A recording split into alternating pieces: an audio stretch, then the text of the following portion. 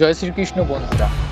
ভগবান শ্রীকৃষ্ণ অর্জুনকে বলেছিলেন, এটা সম্পূর্ণ সত্য যে কোনো মানুষ জন্মগতভাবে ধনী বা গরিব হয় না, মানুষের চিন্তাধারা তাকে ধনী বা গরিব বানায়। তখন অর্জুন শ্রীকৃষ্ণকে জিজ্ঞাসা করলেন, প্রভু, এটা কিভাবে সত্য হতে পারে? তখন শ্রীকৃষ্ণ বললেন, হে অর্জুন, এই পৃথিবীতে মানুষ যেমন ভাবে এবং যত বড়ভাবে চিন্তা করে সে তত বড়ভাবে সাফল্য অর্জন করে।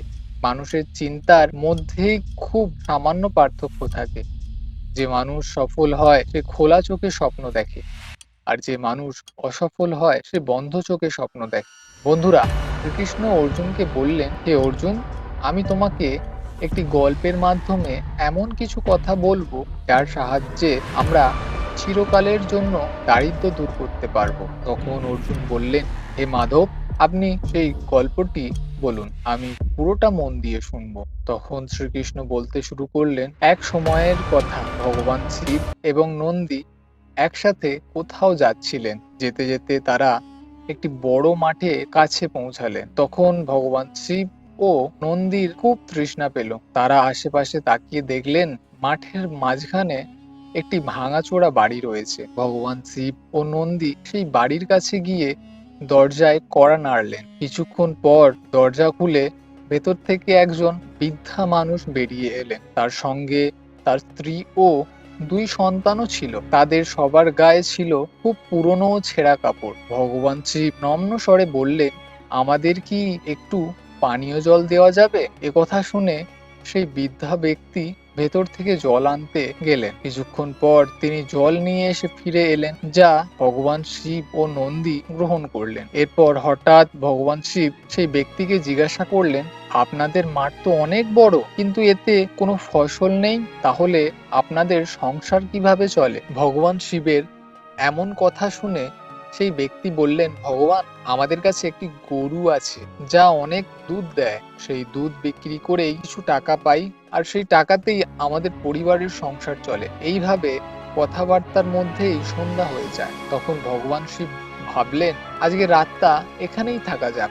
এরপর তিনি সেই ব্যক্তির কাছে তার বাড়িতে রাত কাটানোর অনুমতি চান। সেই ব্যক্তি অনুমতি দিলে ভগবান শিব ও নন্দী সেখানেই থেকে যান। রাত অনেকটা কেটে যাবার পর হঠাৎ ভগবান শিব ঘুম থেকে উঠে পড়েন। তিনি নন্দীর কানের কাছে গিয়ে খুব আস্তে করে বলেন, চলো, এবার আমাদের এখান থেকে চলে যাওয়া উচিত, আর এই গরুটিকেও সঙ্গে নিয়ে গিয়ে জঙ্গলের মধ্যে ছেড়ে দিতে হবে। ভগবান শিবের এই কথা শুনে নন্দী কিছু সময়ের জন্য বিশ্বাসই করতে পারছিলেন না, কারণ এ তো সেই ভগবান শিব যিনি সর্বদা দান করে থাকেন, অথচ আজ তিনি প্রথমবারের মতো কারোর সঙ্গে অন্যায় করতে বলছেন। কিন্তু নন্দী তো ভগবান শিবের কথা অমান্য করতে পারেন না। শেষ পর্যন্ত ভগবান শিব ও নন্দী গরুটিকে সঙ্গে নিয়ে জঙ্গলের দিকে রওনা হলেন। গরুটিকে সঙ্গে নিয়ে একবারে মাঝখানে গিয়ে ছেড়ে দিলেন, যেখান থেকে তার ফিরে আসা প্রায় অসম্ভব ছিল। এরপর ভগবান শিব ও নন্দী সেখান থেকে কৈলাস পর্বতে ফিরে গেলেন। কিন্তু নন্দীর মনে এই প্রশ্ন সব সময় ঘুরতে থাকলো, ভগবান কেন এই বৃদ্ধ ব্যক্তির সঙ্গে এমনটা করলেন? প্রায় 10 বছর কেটে যাবার পর নন্দীর মনে হলো, কেননা সেই ব্যক্তির সঙ্গে একবার দেখা করে আসা যাক, যার গরুটিকে জঙ্গলে ছেড়ে দিয়ে আসা হয়েছিল, আর সম্ভব হলেও তাকে কিছু আর্থিক সাহায্যও করা যাবে, যাতে তার ভবিষ্যৎ জীবন সুখের হয়। তখন নন্দী ভগবান শিবের কাছে গিয়ে সেই বৃদ্ধা ব্যক্তির কাছে যাওয়ার অনুমতি চান। ভগবান শিব তাকে যাওয়ার অনুমতি দেন। নন্দীর কৈলাস পর্বত থেকে রওনা দিতে এমন কিছুর মধ্যেই সেই ব্যক্তির বাড়িতে পৌঁছে যান। কিন্তু সেইখানে গিয়ে তিনি অবাক হয়ে যান, কারণ এখন সেই মাঠে অনেক গাছপালা হয়েছে, যেগুলোতে নানা রকম ফল ধরেছে, আর ভাঙা কুড়ে ঘরের জায়গায় দাঁড়িয়ে আছে এক বিশাল বাড়ি। সেই সব দেখে নন্দীর মনে হতে লাগলো, হয়তো গরুটি হারিয়ে যাওয়ার পর সেই বৃদ্ধা ব্যক্তি সবকিছু বিক্রি করে এখান থেকে চলে গেছে, আর এখানে অন্য কেউ থাকতে শুরু করেছে। এই ভাবনা নিয়ে তিনি কৈলাস পর্বতের দিকে ফিরে যেতে উদ্যত হলেন। ঠিক তখনই নন্দীর নজর সেই বৃদ্ধা ব্যক্তির ওপর পড়ে। নন্দীর সেই বৃদ্ধা ব্যক্তির কাছে গিয়ে বললেন, হয়তো আপনি আমাকে চিনতে পারছেন না, কিন্তু বহু বছর আগে আমি আপনার সঙ্গে দেখা করেছিলাম।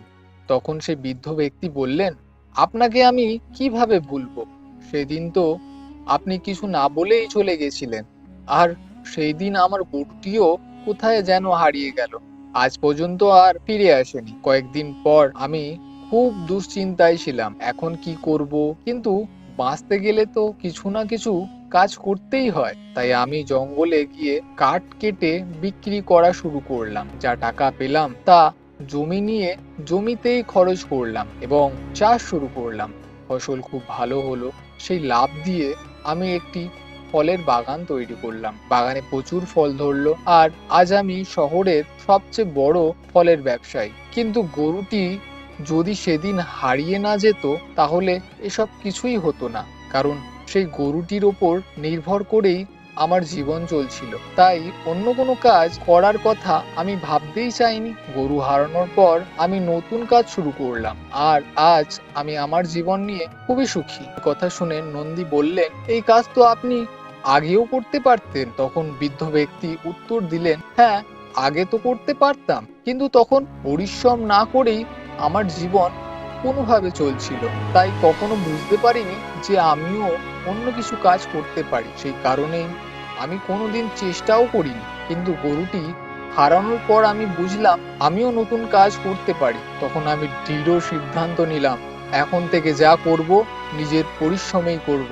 এই দৃঢ় সংকল্প আর কঠোর পরিশ্রমের ফলেই আজ আমি এই অবস্থানে পৌঁছেছি। একথা শুনে নন্দী কৈলাস পর্বতে ফিরে গিয়ে সমস্ত ঘটনা ভগবান শিবকে জানালেন। বন্ধুরা, এই গল্পটি শোনার পর আপনাদের একবার ভাবা উচিত, আমাদের জীবনেও এমন কোনো বাধা আছে যা আমাদের এগোতে দিচ্ছে না? যদি থাকে, তবে এই বাধা অতিক্রম করার চেষ্টা করুন। যা আছে তা হারানোর ভয় করবেন না, কারণ আপনার হারানোর মতো খুব বেশি কিছু নেই। কিন্তু একবার সাফল্য পেলে পুরো পৃথিবী আপনার পাশে দাঁড়াবে। বন্ধুরা, আশা করি গল্পটি আপনাদের ভালো লেগেছে। এমন আরো জ্ঞানগর্ভ ও পৌরাণিক কাহিনী শোনার জন্য কৃষ্ণপ্রবাহ চ্যানেলটি সাবস্ক্রাইব করুন এবং ভিডিও লাইক করতে ভুলবেন না। জয় শ্রীকৃষ্ণ। রাধে রাধে।